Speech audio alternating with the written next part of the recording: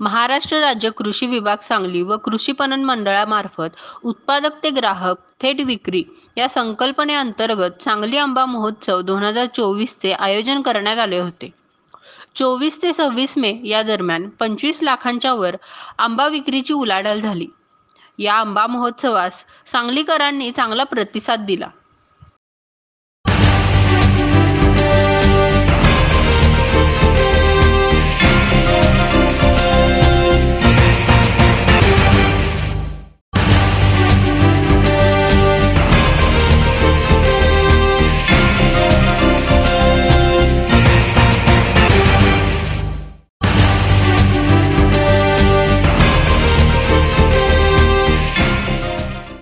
माझं नाव लता अनिल नाडगे। आमची बाग ह्याच्यामध्ये तासगाव तालुक्यात मनेरसिरला आहे।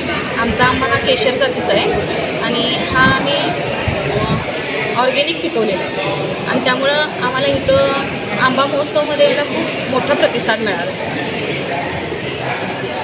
नमस्कार, मी संजय माने पणन विभागातून सांगली जिल्ह्याचं काम पाहतो। महाराष्ट्र राज्य कृषी पणन मंडळ कोल्हापूर, कृषी विभाग सांगली, जिल्हा परिषद सांगली यांच्या संयुक्त विद्यमाने आयोजित सांगली आंबा महोत्सव 2024 चे आयोजन आपण 24, 25, 26 मे 2024 या 3 दिवसामध्ये केलं होतं।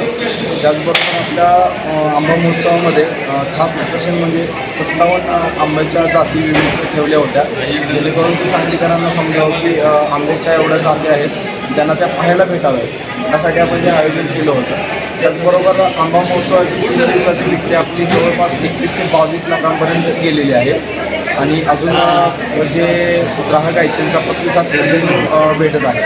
तर आज 8 ते 9 वाजेपर्यंत आपला कार्यक्रम संपन्न होईल। या 3 दिवसामध्ये सांगलीकरांचा खूपच चांगला प्रतिसाद आपल्या आंबा महोत्सवाला लाभलेला आहे।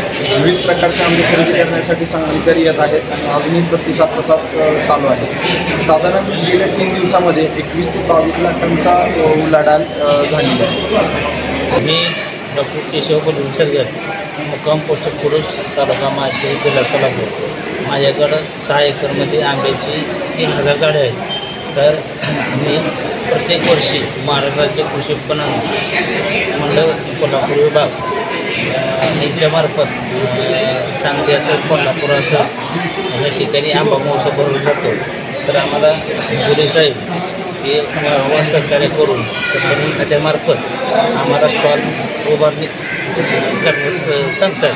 तर आमचं कसं आंबा हा शेतकरी तो ग्राहक थेट विक्री झाला पाहिजे ही संकल्पनेनुसार आम्ही प्रत्येक वर्षी आंबा महोत्सवामध्ये भाग घेऊन ग्राहकाला कसा चांगल्या प्रतीचा आंबा मिळेल तो आम्ही देण्याचा चांगला प्रयत्न करतो।